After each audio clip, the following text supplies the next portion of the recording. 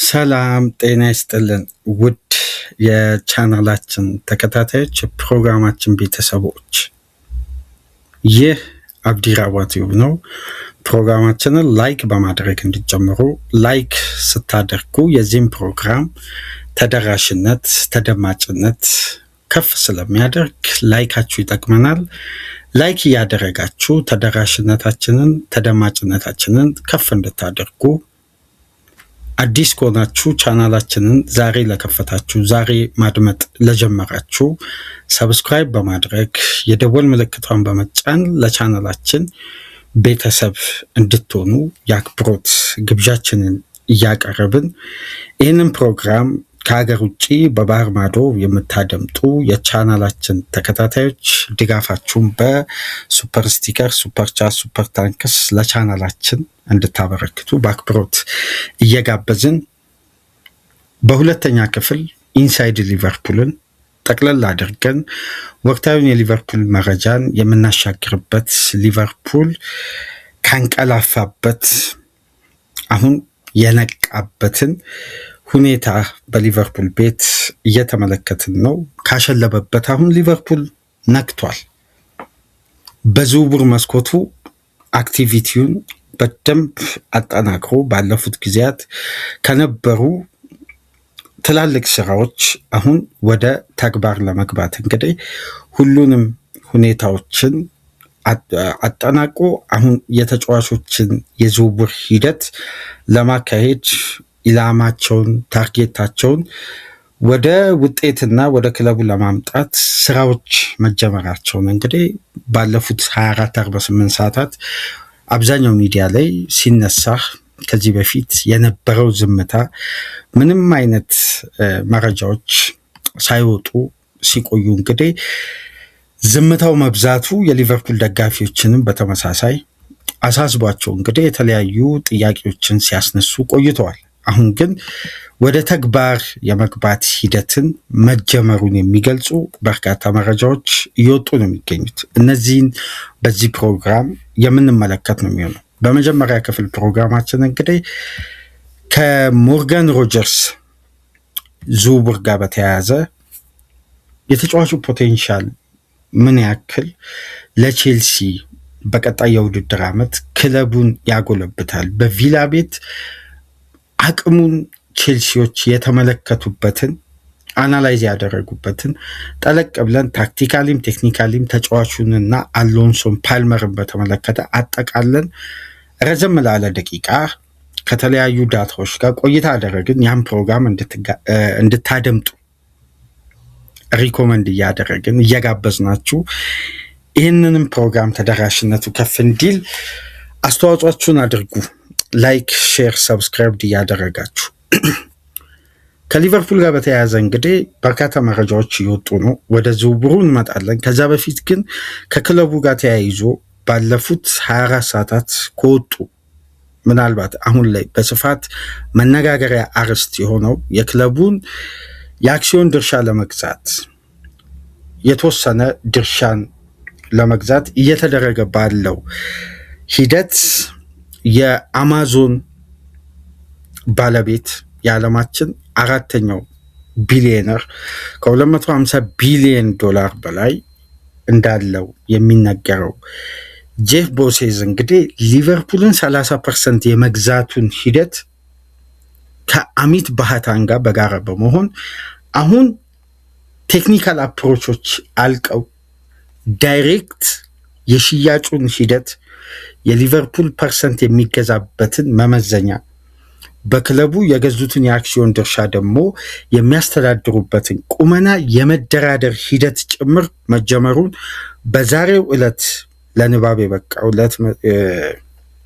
ጋዜጣ ዘጋርዲያን የኔ ነው ባለው መረጃ መሰረት በአንዲ ሃንተር አማካኝነት የፊት ገጹ የእግር ኳሱ ክፍል ትልቁን ሽፋን አግኝቷል። ይሄን ጋዜጣ ተመልከቱት በስክሪናችን ላይ። ይሄ ጋዜጣ በቀጥታ ሙሉ ሽፋን ዘጋርዲያን በዛሬው ዕለት ያደረገው ከጄፍ ቦሴዝ የአማዞኑ ባለቤት የሊቨርፑልን 30% የመግዛቱን ሂደት ከአሚት ባህታን ጋር በመሆን በሱ የበላይ ዳይሬክተርነት አሚት ባህታን አማካኝነት የጄፍ ቦሴዝ ድርሻን በተቀናጀ ሁኔታ ለማካሄድ ክለቡን እንግዲህ ከፌኒ ስፖርት ግሩፕ ድርሻ ለመግዛት እየተደረገ ያለው ድርድር በጣም ገፍቶ እየሄደ እንደሆነ ተገልጿል። ይሄ በጣም ተስፋ ሰጥቷል በብዙ መልኩ። ትናንትና በተወሰነ መልኩ ያለውን ጉዳይ አንስተናል። አሁን ደግሞ በላቀ ሁኔታ ነገሮች እየገፉ እየሄዱ ነው። እዚህ ዘገባ ላይ ከተመለከትናቸው ነጥቦች መካከል ይሄ መነሻ ይሁን እንጂ መጨረሻ አይደለም።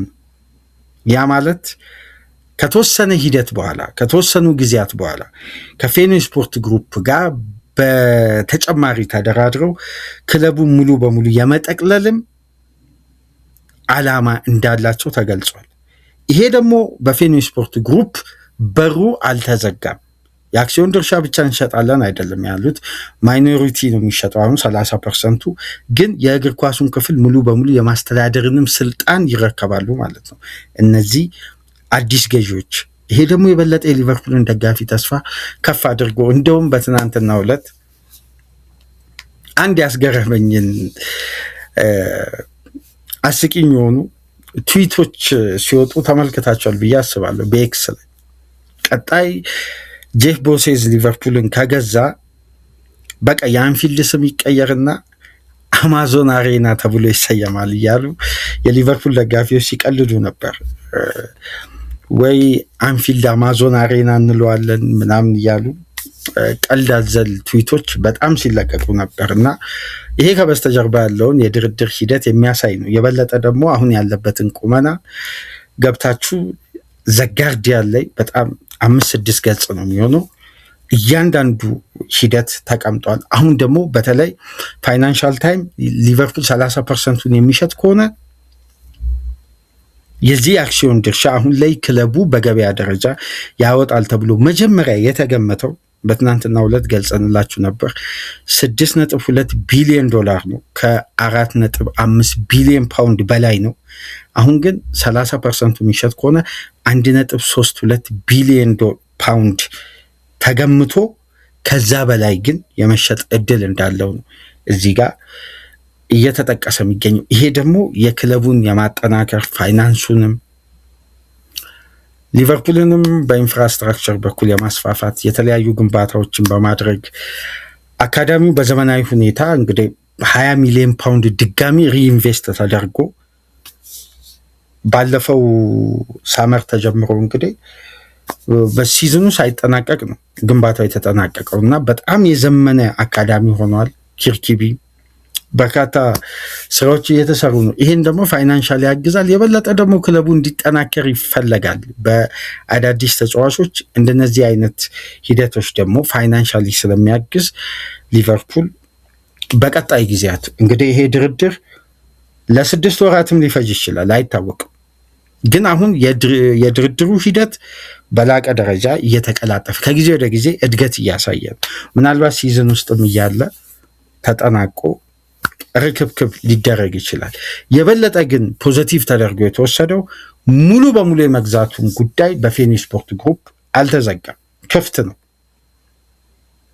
እነዚህ አሜሪካዊ ቢሊዮነር በጆን ሄነሪ አማካኝነት እንግዲህ ሊቨርፑልን ከተረከቡ በኋላ በርካታ ስራዎችን ሰርተዋል።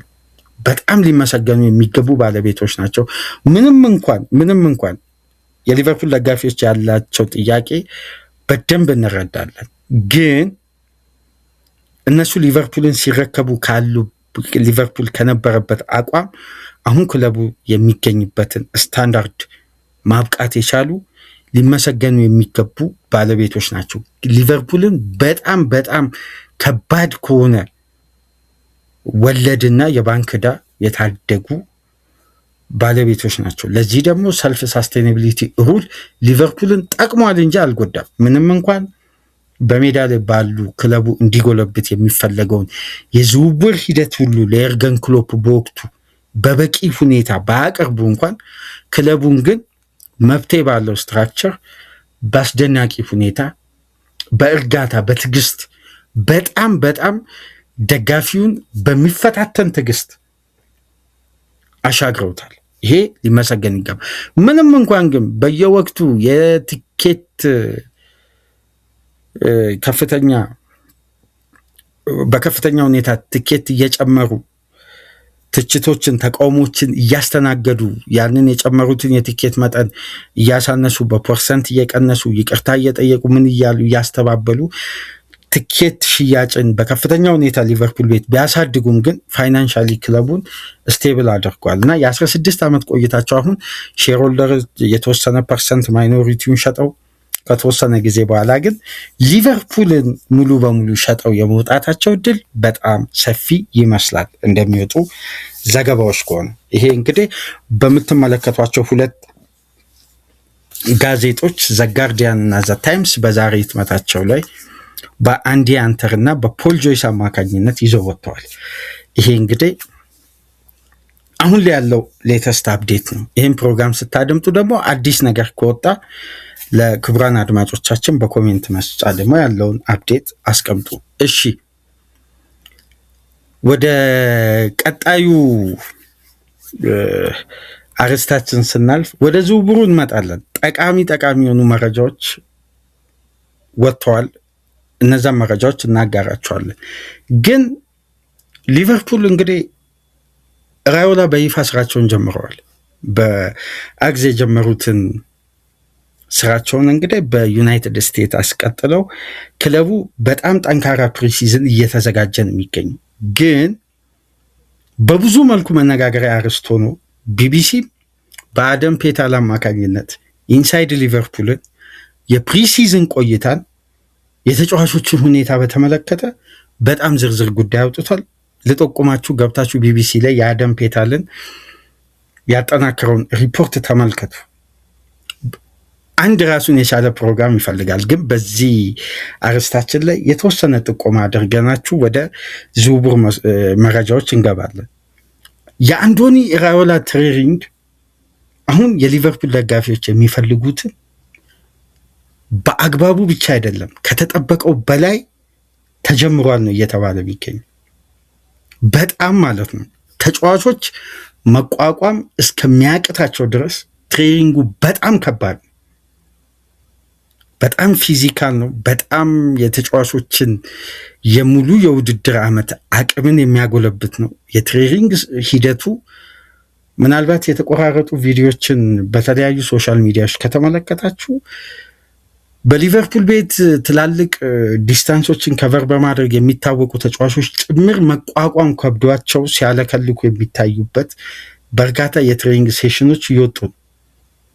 አሁን የሊቨርፑል ደጋፊ ማየት የሚፈልገውና በራዮላ ውስጥ ተስፋ ማድረግ የሚፈልገውን የሊቨርፑልን ዝግጅት እያዩ እንግዲህ በሜዳ ላይ ያለውን ጉዳይ የምንመለከት ነው የሚሆነው። ግን ቅድመ ውድድር ጊዜ ዝግጅት ምን ያክል በተለይ ለሊቨርፑል ተስፋ ሰጪ እንደሆነ ክሎፕ በቂ ማሳያ ናቸው። በተጠናቀቀው ሲዝን የፕሪሲዝን ዝግጅቱን የተመለከቱ አንዳንድ ክለቡን በጥልቀት ለረጅም ዓመት የተመለከቱና የክለቡን ሁኔታ ከተለያዩ መመዘኛዎች አይተው ግምቶች የሚያስቀምጡ የክለቡ ደጋፊዎችም ተንታኞችም የሰጓቸው ጉዳዮች ሲዝን ውስጥ ተፈጥረው ነበር። ካስታወሳችሁ አዳዲስ ተጫዋቾች አዳፕት የሚያደርጉበት የስሎት አስተሳሰብና ሊቨርፑል ላለፉት ዓመታት የገነባው አይደንቲቲ ምን ያክል ተስማሚ ነው የሚለውን ደጋግመው ያነሱ ነበር። ይህን ከሚያነሷቸው ጉዳዮች መካከል ደግሞ የፕሪሲዝኑን ዝግጅት ተመልክተው ጥርጣሬያቸው፣ ጥያቄያቸው በጣም በርትቶ ይነሳ ነበር። የፈረሙ ተጫዋቾችን ኳሊቲ አይደለም የቡድኑ ውህደት ነው ጥያቄያችን እያሉ ቅሬታቸውን ደጋግሞ ሲያነሱ ነበር። አሁን እንግዲህ እነዛ ቅሬታቸው የሚያነሱ ጥርጣሬያቸው የሚጠቁሙ ዘጋቢዎች፣ የክለቡ ደጋፊዎች አሁን በተቃራኒው እየጻፉ አዳዲስ ፊቶች በቀጣይ ጊዜያት ነው ገና ሊዘዋወሩ ያሉት። ሁሉም ተጫዋች ወደ ስብስቡ አልተመለሰም። ግን ባሉ ተጫዋቾች የተመለከቱትን የትሬኒንግ ሴሽን ተመልክተው አሁን የሊቨርፑል አይደንቲቲ ኢንቴንሲቲ ተመልሷል የሚለውን ጉዳይ ከወዲሁ ጥቆ ይሄ በትሬኒንግ ሴሽን ላይ ክሎፕ ተጫዋቾች ምን ያክል ሬዚስት ለማድረግ ተቸግረው ትሬኒንጉን አብዛኛው ተጫዋች እንደሚያቋርጥ ይታወሳል። ያኔ በጣም ከባድ እንደሆነ አሁን ከዛ በበለጠ ነው እየተባለ የሚገኝ። አንዳንድ ቪዲዮዎችን ካያችሁ እነ ኮርቲስ ጆንስ እነ ሰቦዝ ላይ በጣም ከፍተኛ ድካም አስተናግደው ገና ትሬኒንጉን አንደኛውን ክፍል እንዳጠናቀቁ ሜዳ ላይ ተኝተው ተዘረው በቃ መቋቋም ከብዷቸው ፊታቸው ላይ ይነበባል ምን ያክል ትሬኒንጉ ከባድ እንደሆነ። ይሄ ታዲያ የአንዶኒ ኢራዮላን ቡድን በብዙ መመዘኛዎች አሁን በሊቨርፑል ቤት እንደሚቀይሯቸው የሚታመኑ ወሳኝ ነጥቦች አሉ። እነዚህ ወሳኝ ነጥቦች ደግሞ የኢንቴንሲቲ ስትራክቸር ነው ተብሎ ካራክተር ነው ተብሎ ይወሰዳል። የምታስታውሱ ከሆነ በክሎፕ ዘመን የመጀመሪያው ፊዚካል ፍሎር ነው። ሊቨርፑል ፊዚካሊ አስተማማኝ የመሆን አምናስ የሊቨርፑል የመጀመሪያው ችግር ፊዚካል ነው። ኢንቴንሲቲ ደግሞ ፊዚካል ይፈልጋል። የስሎት አስተሳሰብ በሊቨርፑል ቤት የተጠናቀቀውን ሲዝን ካዳከመበት ምክንያቶች መካከል ፊዚካል ፍሎር ነው አንደኛ። ሁለተኛ ደግሞ በከፍተኛ ሩጫ የክለቡን ኢንቴንሲቲ ፍጥነት የታገዘው በሩጫ የሚካሄደው የጨዋታ ስልት ነው። ይሄ ደግሞ አንደኛው የኢንቴንሲቲ ስትራክቸር ነው። ሌላኛው ደግሞ በጣም ወሳኝ የሆነው ጉዳይ ደግሞ ፍልሚያዎችን ማሸነፍ ነው። በጣም በተጠናቀቀው ሲዝን የሊቨርፑል ትልቁ ችግር ፍልሚያ የማሸነፍ ጥንካሬ ነው። ይሄ ከፊዚካል ከሃይ ራኒንግ ጋር በቀጥታ ተያያዘው። ይሄ ምንድነው? ኢንቴንሲቲ አንደኛው ስትራክቸር፣ ይሄ ቤዚክ የሚባሉት ማለት። እነዚህ ጉዳዮች አምና በቡድኑ ምስል ላይ ሳይስተዋሉ ነው ሲዝኑ የተጠናቀቀው። ሌላኛው ደግሞ የኢንቴንሲቲ አንዱ ስትራክቸር ስፔሶችን የመከላከል አቅም፣ በተመሳሳይ ስፔሶችን የማጥቃት ጥንካሬና በጣም ፈጣን ሽግግሮችን ማድረግ፣ እነዚህ የኢንቴንሲቲ መሰረታዊ ቤዚክ የሚባሉ ስትራክቸሮች ናቸው። ለዚህ ደግሞ የሚያበቃውን ዝግጅት በጣም ፊዚካሊ ሊቨርፑል ፕሪሲዝን ላይ ነው የሚሰራው። አሁን እየታየ የሚገኘው ያ ጉዳይ እንደሆነ ነው። ዳይሬክት አታካቸው ይሄ በፈጣን ማጥቃት በከፍተኛ ፍጥነት የማጥቃትን አቅም የበለጠ ቡድን ውስጥ ማጎልበት፣ ኦፌንሲቭ እና ዲፌንሲቭ ትራንዚሽኖቹ በጣም ኃይልን የቀላቀለ አግሬሲቭ የሆነው ቡድንን አንደኛው የኢንቴንሲቲ ካራክተር። እነዚህ ሁሉ ጉዳዮች የሚጎለብቱባቸውን ትሬኒንጎችን አሁን ራዮላ በፕሪሲዝን ተጫዋቾች በጣም እስከሚሰላችሁ ድረስ ደክመው ትሬኒንግን እስከሚያቋርጡ ድረስ በነዚህ ቤዚክ ጉዳዮች ላይ ነው እየሰሩ የሚገኙት። መረጃዎችን ከነ ጀምስ ፒርስም ከነ አደም ፔታልም በቢቢሲም በአትሌቲክስም ገብታችሁ ዲቴል እዛ ጋር መመልከት ትችላላችሁ። ምናልባት ነገ ከነገ ወዲያ አዳዲስ መረጃዎች ከሌሉ በዚህ ዙሪያ መረጃዎችን አጠናክረን ይዘን የምንመጣ ይሆናል።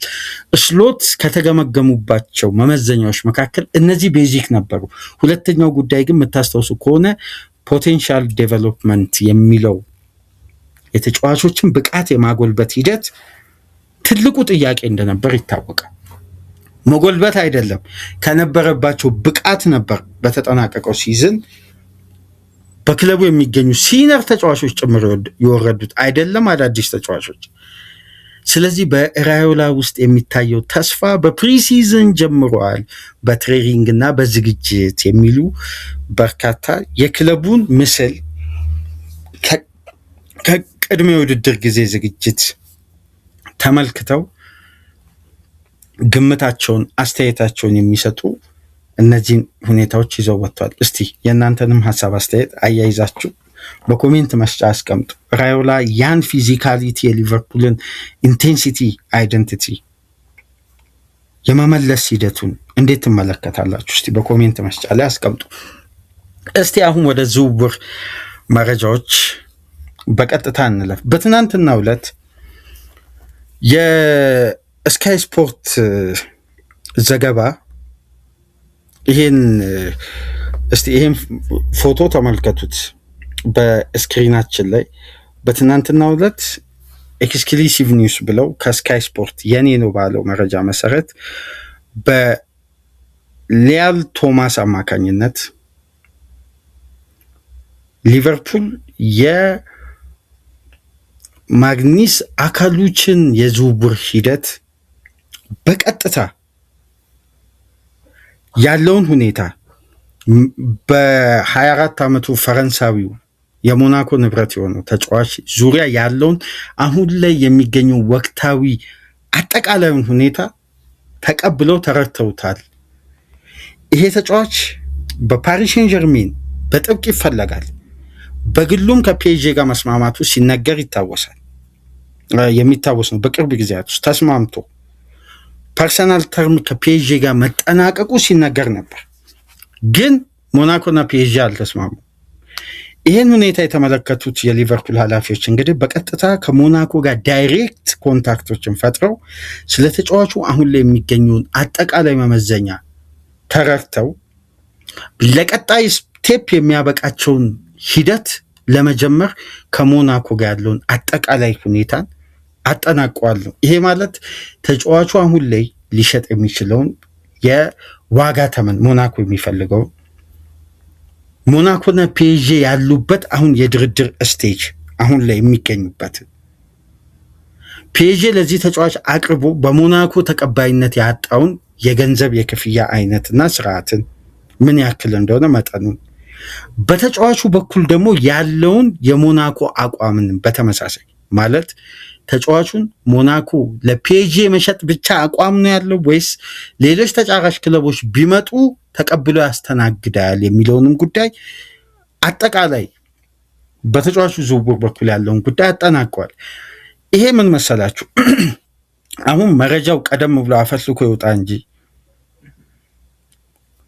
ለምሳሌ ቪክተር ሙኒዮዝ ዝውውር ላይ ሊቨርፑል መጀመሪያ ከማዮርካ ጋር የነበረው ድርድር ማዮርካና ኒውካስል ተስማምተው ቨርባል አግሪመንት ወደ ወረቀት ያልሰፈረ የቃላት ስምምነት ሲፈጽሙ ኒውካስል ለተጫዋቹ ለመክፈል ያሰበው ሊቨርፑል የሚከፍለውን ያክል ክፍያ ነው፣ ግን በፓኬጅ ሊቨርፑል ግን ሙሉ ክፍያው ፊክስድ ፊ ነው ያቀረበው። እነሱ በፓኬጅ ሊቨርፑል ሙሉ ክፍያው። ስለዚህ አንድ ክለብ በፓኬጅ እንደ ተጫዋቹ ብቃት ታይቶ ይሄን ያክል አዶንስ አለው ከመባል ይልቅ ሙሉ ለተጫዋቹ ኮንትራት ማፍረሻ ይሄን ክፍያ እንከፍላለን በኮንትራቱ ልክ ብለው ካቀረበ የትኛውም ክለብ አድቫንቴጁ ነው የሚመለከተው። ያኔ በፍጥነት ነው እነሱ ጥያቄውን ተቀበሉ። ከኒውካስል ደግሞ የተሻለ ኮንትራትና አንዳንድ ጥቅማ አቅርበው ተጫዋቹን ማስፈረም ቻሉ። ስለዚህ ሊቨርፑል መጀመሪያ ከኒውካስል ዝውውሩን የቪክተር ሙኒዮዝን ሃይጃክ ለማድረግ ሙኒዮዝ ጋር አይደለም ዳይሬክት ኮንታክት ያደረጉት ማዮርካ ጋር። ለምን? የሻጩ ክለብ ድርድር ከተጫዋቹ ወገን የበለጠ ሂደት ስለሚፈልግ አሁን ለእንደነዚህ አይነት ሃይጃክ አመቺ ሁኔታዎችን ለመፍጠር መጀመሪያ በተጫዋቹ በኩል ያለውን ሂደት ለማካሄድ ከክለብ ጋር ያለውን አቋም በደንብ በጥልቀት ሁሉንም ነገር ማወቅ ያስፈልጋል እና ይህንን ሂደት አድርገዋል ብለው ነው ስካይ ስፖርት የኔ ነው ባለው መረጃ መሰረት የገለጸው። ማግኒስ አካሉች እንግዲህ በተለይ ቴክኒካሊ ካለው አቅም አንጻር ይሄ ተጫዋች በጣም ምናልባት አሰልቺ በሆነ መልኩ ላለፉት 2 የዝውውር መስኮት ከሊቨርፑል ጋር ስሙ መያያዝ ከጀመረ ሰንብቷል። በጣም ረጅም ጊዜ ነው። አሁን ግን ዳይሬክት አፕሮች ለማድረግ ነው ይሄን ሁኔታ የጀመሩት። ከዚህ ጋር በተያያዘ ፋብሪዚዮ ምሽት ላይ በማግኒስ አካሉች በኩል ያለኝ አቋም አሁንም አንድ አይነት ነው፣ ወደ ፒኤስጂ መሄድ እድሉ ነው አሁንም ሰፊ፣ በዝውውር ምን እንደሚፈጠር ግን አናውቅም። አሁን ያለው እስካሁን ድረስ ባለኝ መረጃ ሞናኮና ፒኤስጂ መካከል ያለው ድርድር ነው እንዲጠናቀቅ የሚጠበቀው እንጂ ተጫዋቹ ግሪን ላይቱን ለፒኤስጂ ሰጥቷል። ግን የቪክተር ሙኒዮዝን የሞርጋን ሮጀርስን ዝውውር ተመልክተን ደግሞ ዝውውሮች ሃይጃክ አይደረጉም ማለት አይቻልም። አሁን ባለው ሁኔታ ግን ወደ ፒኤስጂ የመሄድ እድሉ ሰፊ ነው የሚለው። ምናልባት በሪፖርት ደረጃ ካላቸው የዘገባ ጥንካሬ አንጻር ሁሌም እንደምላችሁ በአገሪቷ ዘጋቢዎች ወይም ለክለብ ቅርብ የሆኑ ዘጋቢዎች ከዝውውር ሪፖርተሮች የበለጠ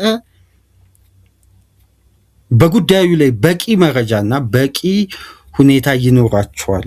ስለዚህ የበለጠ የነ ኦርኒስተን ዘገባ ሻርፕ የሚሆነው ለዚህ ነው። የክለብ ሪፖርተሮች ዘገባ ጠብ ሳይል በቀጥታ ተቀባይነቱ ከፍተኛ የሚሆነው ለዚህ ነው። ከዚህ ጋር በተያያዘ የማግኒሽ አክሉዥ እና የሊቨርፑልን ሁኔታ በተመለከተ የሌኪፕ አንድ ሪፖርተር ኤምሪ ታሲን ይባላል። የሌኪፕ ሪፖርተር ነው። የሌኪፕ ሪፖርተር መሆኑ ብቻ አይደለም፣ ለፔዤ ቅርበት ያለው የሌኪፕ ሪፖርተር ኤምሪ ታሲን ይባላል። እሱ እንደሚለው ከሆነ የማግኒሽ አክሉዥ ዝውውር ላይ ፔዤ እና ሞናኮ መካከል የነበረው ድርድር ወደ ስምምነት ሊያበቃቸው በፍጥነት ያልቻለበት ዋነኛ ምክንያት ለዚህ ተጫዋች ሞናኮ 40 ሚሊዮን ዩሮ ፊክስድ ፊ 34 ሚሊዮን ፓውንድ በፎቶ ላይ እንደምትመለከቱት ስካይ ስፖርት እንደዚህ ተብሎ ከዚህ ቀደም እንደሚገመት ሊቨርፑሎች አውቀዋል ያለውን አይነት የክፍያ አይነት ማለት ነው። 34 ሚሊዮን ፓውንድ 40 ሚሊዮን ዩሮ። ይህን ክፍያ ፔዤ ሙሉ ፊክስድ ለማድረግ ፈቃደኛ አይደለም። ለተጫዋቹ አሁን እንደ ኤምሪ ታሲን ዘገባ ከሆነ ፔዤ 35 ሚሊዮን ዩሮ ፓኬጅ ነው ያቀረበው። ያውም ፓኬጅ 30 ሚሊዮን ዩሮ አሁን የሚከፈል እንደ ብቃቱ ታይቶ 5 ሚሊዮን ዩሮ የሚከፈል ነው ያቀረቡት። ሞናኮ ደግሞ 40 ሚሊዮን ዩሮ ምንም አይነት አዶንስ የሌለበት ፓኬጅ የሌለበት ሙሉ የኮንትራት ማፍረሻውን ይህን ክፍያ መፈጸም አለባችሁ በሚል ሁለቱ ክለቦች መካከል የዋጋውም አከፋፈልም የዋጋውም መጠን ልዩነት አለው። በዚህ መሀል ነው እንግዲህ ሊቨርፑሎች የዋጋውን ሁኔታና የተጫዋቹን በኩል ያለውን ሙሉ በሙሉ አቋም ከሞናኮ ድርድር አድርገው ለቀጣይ ስቴፕ የሚያመቻቸውን ሁኔታ አንደርስታንድ አድርገው ተመልሰዋል፣ ተረድተው ብለው ደግሞ የሌኪፑ ሪፖርተር ከስካይ ስፖርት ዘገባ በኋላ ይህን ሪፖርት አወጣ። አርኤምሲ ስፖርት ደግሞ ይህንን ሪፖርት አሻሽሎ እንደገና በተለያዩ ሪፖርተሮች በነ ፋብሪክ ሃውኪንስ አማካኝነት ደግሞ በእርግጥም ፒኤስጂ የዝውውሩን ሂደት አንድ ስቴፕ ከሞናኮ ጋር በመደራደር ቢቀድምም ግን ዝውውሩ አሁን የመጠናቀቅ ቻንስ ጫፍ ደርሷል በሚባል ደረጃ አይደለም። ከተጫዋቹ ጋር ስምምነት ይፈጽም እንጂ ከሞናኮ ጋር ያለው ድርድር ኢርሊ ስቴጅ ላይ ነው። አሁን ቀድሞ መደራደሩ የድርድር ሂደቱን መግፋቱ ነው በሚል እነዚህ ሪፖርተሮች ደግሞ እነዚህን መረጃ ይዘውተዋል። በቀጣይ እንግዲህ የሚፈጠረውን አብረን በጋራ የምንመለከተው ያለው መረጃ ይሄ ነው። በማግኒሽ አክሉዥ በኩል የወጣውን ቀጥተኛ ዘገባ ሊቨርፑል ሙሉን የመክፈል ፍላጎት ካለው በቀጣይ ቀናት አቅርቦ ይደራደራል ማለት ነው ዝውውሩን ሃይጃክ ለማድረግ። ይሄ ደግሞ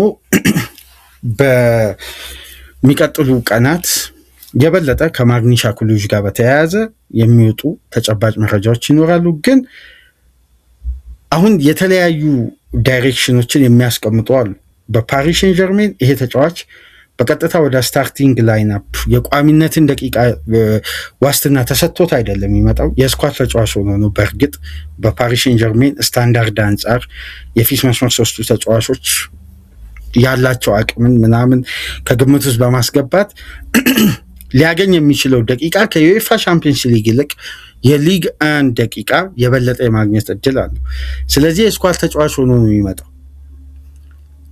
እነዚህ መመዘኛዎች ምናልባት የተጫዋቹን ሁኔታ ዳይሬክሽን ሊቀይሩ ይችላሉ፣ አይችሉም። በቀጣይ የምንመለከተው ሊቨርፑልስ ድጋሚ ያጣራውን ጉዳይ ሂደቱን ለማስኬድ ምን አይነት ኦፈር ይዞ ይቀርባል፣ አብረን በጋራ የምንመለከት ያሉት መረጃዎች ግን እነዚህ ናቸው።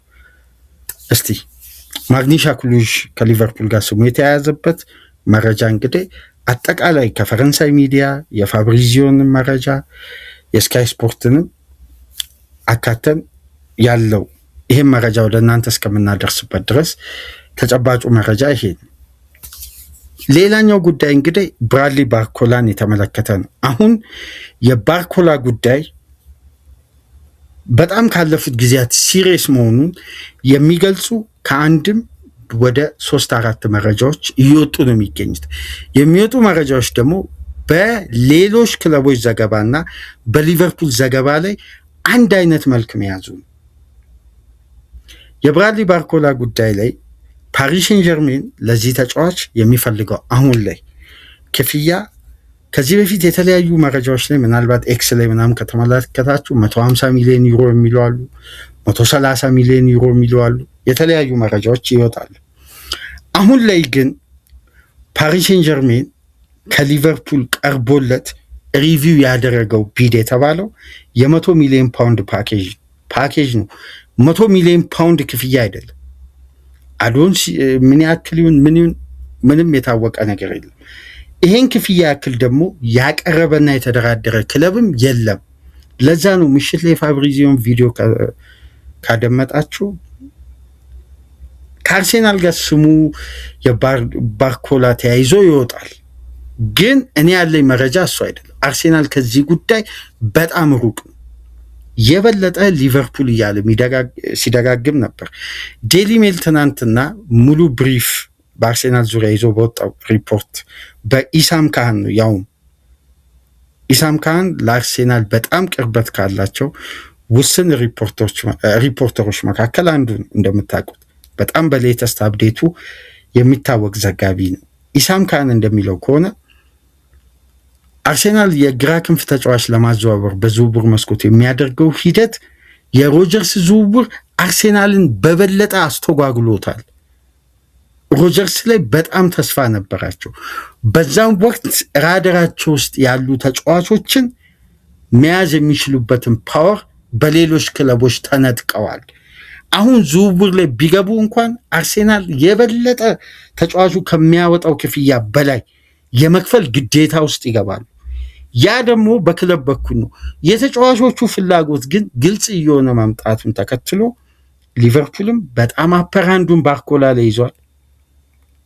ስለዚህ አርሴናል ሌሎች አማራጮችን መመልከት ተገዷል በማለት ነው የጻፈው። ያንን መረጃ ዴይሊ ሜል ላይ ገብታችሁ መመልከት ትችላላችሁ። ዘሳን ደግሞ ኤክስክሉሲቭ ኒውስ የኔ ነው ባለው መረጃ መሰረት ሊቨርፑል የ100 ሚሊዮን ፓውንድ ፓኬጅ አቅርቦ ፒኤስጂም ጥያቄውን ለመቀበል በሩን ከፍቶ ተጫዋቹም ዳይሬክት ሊቨርፑልን መምረጡን አውቅ ያለው በማለት በዘሳን በኩል ዘሳን እንግዲህ 50-50 ታብሎይድ ነው እንደሚታወቀው በእንግሊዝ 100% ዘሳን ተቀባይነት አለው ማለት አይደለም፣ ግን ያለ መረጃ አይደለም የሚዘግቡት። ታብሎይድ ነው 50-50 ነው ተቀባይነቱ ወይ መረጃው ትክክል መሆኑ ከተለያዩ መመዘኛዎች ግን አሁን የመረጃው ተመሳሳይነት በየሚዲያው መገለጹ የበለጠ ቻንሱን ከፍ አድርጓል። ይሄን ደግሞ ካረጋገጡ ጉዳዮች መካከል ምሽት ላይ አንድ የስካይ ስፖርት ሰፊ ፖድካስት ነበር። በዚህ ፖድካስት ላይ የተነሱ ነጥቦች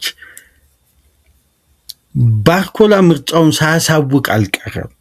አሁን ከወደ ፈረንሳይ የሚወጡ ሩመርሶች ብለው ምንም አይነት ምንጭ አልጠቆሙ። የበለጠ ስለ ዋስትናውና ቀደም ብሎ በተደረገ ድርድር ቀዮቹን የመምረጡ እድል ሰፊ መሆኑ እየተገለጸ ነው። ይሄ ጉዳይ በሩመርስ ደረጃ መስፋቱ አርሴናል ደግሞ የፒኤስጂ የዝውውር ሂደት ገፍቶ ሄደበትን ያን ዲያሞ እንዲያተኩር አድርጎታል። አሁን ደግሞ ሌላ ጉዳይ። ስለዚህ የባርኮላ ሁኔታን በተመለከተ በተጫዋቹ በኩል አይደለም አሁን ድርድሩ ያለው እንደሚመስለው ከሆነ እንደሚወጡ ዘገባዎች ከሆነ ክለብ ከክለብ ጋር። ይሄ ደግሞ ከዚህ በፊትም ሲገለጽ የነበረ ነው። ፒኤስጂ የሚፈልገው ክፍያ ሊቨርፑል የሚያቀርበው ኦፈር የግድ ሊለይ ይገባል፣ ያ ጉዳይ ይጠበቃል ነው የሚሉት ሁሉም። አሁን ይሄም ጉዳይ እንግዲህ ያለፉት ቀናት ሲሰራ እንደነበር ነው በዘገባዎች ላይ መረዳት የቻልነው እና እየወጡ ያሉ ዘገባዎች የሚያሳዩት በቀጣይ ቀናት ያለው ተጨባጭ ሁኔታ የሚወጣ ይመስላል። ከወጣ ደግሞ መረጃዎችን ተከታትለን ወደ እናንተ የምናደርስ አሁን ባለው በ24 ሰዓት ውስጥ የተመለከትናቸው የነዚህ ሚዲያዎች ሪፖርት እንደሚለው ከሆነ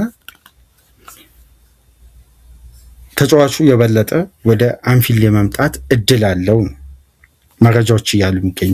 ግን እዚህ ጋር አንድ ነገር በግልጽ ለማስቀመጥ በዝውውር ምን እንደሚፈጠር አይታወቅም። በ24 ሰዓት አይደለም፣ በዴድላይን ዴይ 24 ሰዓት ቀርቶት ጉዳዮች ይቀየራሉ። ዝውውር ሌላ መልክ ይይዛል። እርግጠኛ ሆኖ ለመናገር ይከብዳል። ጉዳዮች ተቀያያሪ ናቸው። አንደኛው ወደዚህ ክለብ ገባ ሲባል ሌላ ክለብ ገብቶ ጉዳዩ ሊነጥቅ ይችላል። ሌላው ክለብ ገብቶ የተሻለ አይታወቅም። የበለጠ ግን የታመኑ ዘጋቢዎች የበለጠ ጉዳዩን አብራርተው ያለውን ተጨባጭ እውነታ ሲያወጡ ደግሞ የድርድሩ መዳረሻ የሚታወቅ ይሆናል። እስከዛ ድረስ ግን ባለው እውነታ ከሆነ ሊቨርፑል አሁን ላይ የባርኮላ የማስፈረም እድሉ ከአርሴናል የበለጠ በረጅም ርቀት ሰፊ ነው አጠቃላይ ጭብጡ። ስለዚህ ሰፊ ነው ማለት ያስፈርማል ማለት አይደለም። ጉዳዮች ሊቀየሩ ይችላሉ። ምክንያቱም የሮጀርስ ዝውውር በቂ ማሳያ ነው። በመድፈኛ ማሊያ በአርሴናሎች በመድፈኞች ማሊያ የማየታችን እድል በጣም እርግጥ እየሆነ እየመጣ የነበረው ዝውውር ነው። ቼልሲ ድንገት ገብቶ ዝውውሩን የጠለፈው። ስለዚህ እርግጠኛ ሆኖ ለመናገር ይከብዳል።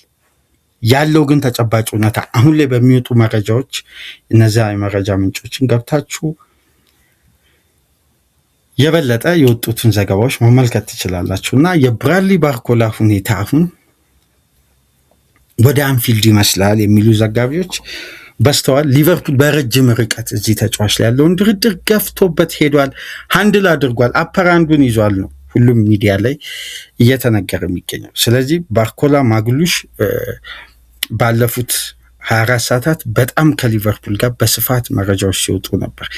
የመጨረሻው መረጃ እና ከዛም የመጨረሻ አይደለም፣ ሌላኛው መረጃ ኢላ ዛባኝን የተመለከተ ነው። ይህም ፕሮግራም ምናልባት ለረጅም ጊዜ ከኛ ጋር ቆይታ ያደረጋችሁ ለረጅም ጊዜ ያደመጣችሁ ከተወሰነ ጊዜያት በፊት ስለ ኢላ ዛባኝ አንድ ፕሮግራም ሰርተንላችሁ ነበር። በወቅቱ ከወጣ ዘገባ ጋር ተያይዞ ሊቨርፑል በዚህ ዝውውር መስኮት ሁለት አይነት አካሄድ አለው። ፕላኑን የማሳካትና ኦፖርቹኒስቲክ ዲል እንደ ቪክተር ሙኒዮዝ አይነት ሁኔታ ከተገኘ አድቫንቴጁን የመጠቀም። አሁን ባለው ሁኔታ ከሆነ ደግሞ ፒኤስጂ ይሄን ተጫዋች ከፕላኑ አርቆታል እየተባለ ነው። አሌክስ ኮክ ትናንት ጠዋት በነበረው የላይቭ የቶክ ስፖርት ፕሮግራም ካደመጣችሁ፣ ላይቭ ካመለጣችሁ ዩቲዩብ ላይም ትዊተር ላይም ኤክስ ላይም ገብታችሁ መመልከት ትችላላችሁ። ባለፉት 48 ሰዓታት ለሊቨርፑል እና ለቼልሲ ሞር ለሊቨርፑል አለ ኢላ ዛባኝ ቀርቧል። በምን አማካኝነት? በተወካዮቹና በማዲቴሪያን አማካኝነት፣ በአደራዳሪ አካላትና በራሱ በተጫዋቹ ተወካዮች። ይሄ ደግሞ የሆነው ፒኤስጂ ይህን ተጫዋች ዋስትና ደቂቃ ለመስጠት ፍቃደኛ አይደለም። ማለት የፕላናቸው እቅድ ነው። በክለቡ ቢቆይ ይመርጣሉ። የመልቀቅ ግን ፍላጎት ክለቡን የመልቀቅና የቋሚነትን የበለጠ ደቂቃን የማግኘትን ሁኔታ የሚያቀርብ ከሆነ ግን ክለቡ ተጫዋቹን ለመሸኘት በሩን ክፍት አድርጓል። ይህንን ተከትሎ ደግሞ በቀጥታ የተጫዋቹ ተወካዮች አደራዳሪ አካላት ደግሞ ለሊቨርፑልና ለቼልሲ ያቀርቧል። ቼልሲ የበለጠ ትኩረቱን ሉኳ ላይ ማድረጉን ተከትሎ ለሊቨርፑል አጋጣሚው አመች ይሆናል በሁለት ምክንያት። አንደኛ ከአንቶኒ ያሮላ ጋር በበርንማውዝ ጥሩ ቆይታ አድርጓል። አብሮ በጋራ ሰርተዋል።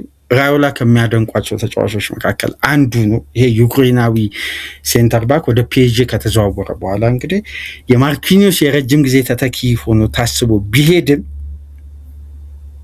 ያው ተጫዋቾች በትዕግስት ቦታውን የመያዝ ጉዳይ ሳይሆን አሁን ላይ ባላቸው እድሜ በፕሮፌሽናል ዘመናቸው በቦታው ላይ ቋሚ ሆኖ መጫወት ነው የሚፈልጉት እና ጊዜ ደቂቃ ባነሰ ቁጥር ተጫዋቾች የመሰለፍ ፍላጎታቸው ከፊልና የቋሚነትን ቦታ ያሳጣቸውን ክለብ ለመልቀቅ ፍላጎት ያሳያሉ።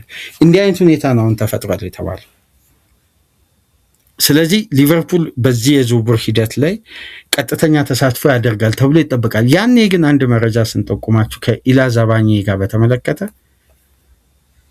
ይህን ተጫዋች ለማስፈረም ሊቨርፑል ሁለት አይነት አማራጭ በራሱ ፍላጎት ላይ መሰረት ያደረገ አማራጭ አለው። አንደኛው በውሰት ውል የቋሚነት ውል የተካተተበትን ዝውውር ማካሄድ፣ ሁለተኛው ግን ተጫዋቹ ከተዘዋወረበት የክፍያ ስርዓት 10% ቀንሶ ማዘዋወር። 59 ሚሊዮን ዩሮ 50 ሚሊዮን ፓውንድ ገደማ ነው የተዘዋወረው። 10% ቀንሶ ነው የሚዘዋወረው ማለት ነው። በእነዚህ ሂደቶች እንግዲህ እንደምታውቁት ከትናንት በስቲያ በደንብ አስታውሱ የአንዶኒ ራዮላን ፕሬስ ኮንፈረንስ ቅድሚያ ሰተን በአሚት ባህታም ፎቶ ባለበት ፕሮግራም ላይ ወደኋላ በትናንትናው ዕለት የለቀቅነውን ፕሮግራም አድምጡ መለስ ብላችሁ። ራዮላ የሴንተር ባክ የፉል ባክ እና የዊንገርን ጉዳይ በጣም በዚህ የዝውውር መስኮት አስገዳጅ ፊርማ እንደሆነ እንደዚህ ብሎ በቀጥታ ቃላት ባይገልጹም እንኳን የተከላካይ ክፍሉ ዴብስ በጣም አነስተኛ መሆኑ፣ ዊንገር ግን ለክለቡ አስገዳጅ ነው። ምክንያቱም መሐመድ ሳላህ መልቀቁ ግልጽ ስለሆነ የዊንገር ጉዳይ የማይቀር ነው። ግን የሴንተር ባክ እና የፉል ባክ ቦታ ደግሞ በጣም የሊቨርፑል ዴብስ አሳሳቢ መሆኑን ገልጸዋል። አሁን በፍጥነት ከ24 ሰዓት በኋላ የዛባኜ ስም ጄደን ስፔን ስም ከሊቨርፑል ጋር ስሙን ያያይዛሉ። ይሄ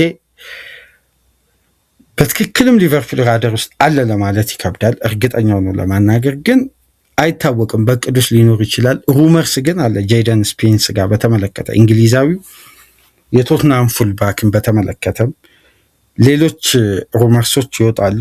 ግን አሁን ላይ ባለው እውነታ ከሆነ በዝውውር ዙሪያ ያወጣው የሊቨርፑል ፍላጎትና ቀጣይ ስቴፕ እነዚህ ተጫዋቾች ነው። ግን የራዮላ አስተያየት ደግሞ ለሊቨርፑል ደጋፊዎች በጣም መስማት የሚፈልጉትን ፖዘቲቭ ጉዳይ ትናንትና አንስተነዋል። በትናንትና ምሽት ደግሞ በተለያዩ ሚዲያዎች ላይ የተሰጠው ማብራሪያ ማለት የክለቡ ደጋፊዎች የበለጠ መስማት የሚፈልጓቸውን ጉዳይ ዋስትና ሰጥተዋል። አሁን ላይ ምንም አይነት ተጫዋች ማጣት አልፈልግም፣ አሁን ካለው ስብስብ ላይ የበለጠ ተጫዋች አስፈርሞ ይሄን ስብስብ ማጎልበት እንጂ ብሎ አስተያየት ሰጥተዋል። አሌክሲስ ማካሊስተር በአሁን ላይ ካሉ ምርጥ አማካዮች መካከል አንዱ ነው። ስለዚህ የተጫዋች አይለቅም አሉ። በቀጥታ ሁኔታውን እንመለከታለን፣ ክለቡ በዚህ ዙሪያ ያለው አቋምን ምናምን የሚል ማስተባበያ ወይም ይሄ ጥርጣሬ ውስጥ የሚከት አስተያየት አይደለም የሰጡት። አይለቅም ነው ያሉት። አሊሰንንም እሱን አሁን ላይ ካሉ ምርጥ አማካዮች መካከል አንዱ ነው። በክለቡ እንዲቆይ ስለምፈልግ ተጫዋቹ አይለቅም ብለው በሩን ሙሉ በሙሉ ነው የዘጉት። ይሄ አስተያየት ምናልባት የተጠናቀቀውን ሲዝን ለተመለከተ በማካሊስተር ብቃት ላይ ጥያቄ ሊያስነሳ ይችላል። ዓለም ዋንጫን ለተመለከተ ግን ማካሊስተር መልቀቅ የለበትም የሚል ድምዳሜ ላይ ሊደርስ የሚችልበት እድል ሰፊ። ሁለት አይነት ማካሊስተር እናያየን።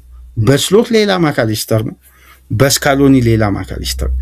በዓለም ዋንጫ ምንም እንኳን በጣም በ39 ዓመቱ ተአምር የሰራው ሜሲን ብንመለከትም ግን ማካሊስተር በሜሲ ውስጥ የተደበቀ ብቃት ነበረው ማለት ብዙ ያልተነገረለት የዓለም ዋንጫ።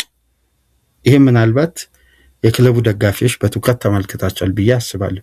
ለማንኛውም በሊቨርፑል ዙሪያ የወጡ መረጃዎች እነዚህ ይመስላሉ። ከተመቻችሁ ላይክ፣ አዲስ ከሆናችሁ ሰብስክራይብ፣ ከሀገር ውጭ የምታደምጡ በሱፐር ስቲከር፣ በሱፐር ቻት፣ በሱፐር ታንክስ ድጋፍ አድርጉ። ኢንሳይድ አርሴናልን ደግሞ ይዘንላችሁ እንመጣለን። ሳትርቁ ጠብቁን። ሰላም ቆዩ።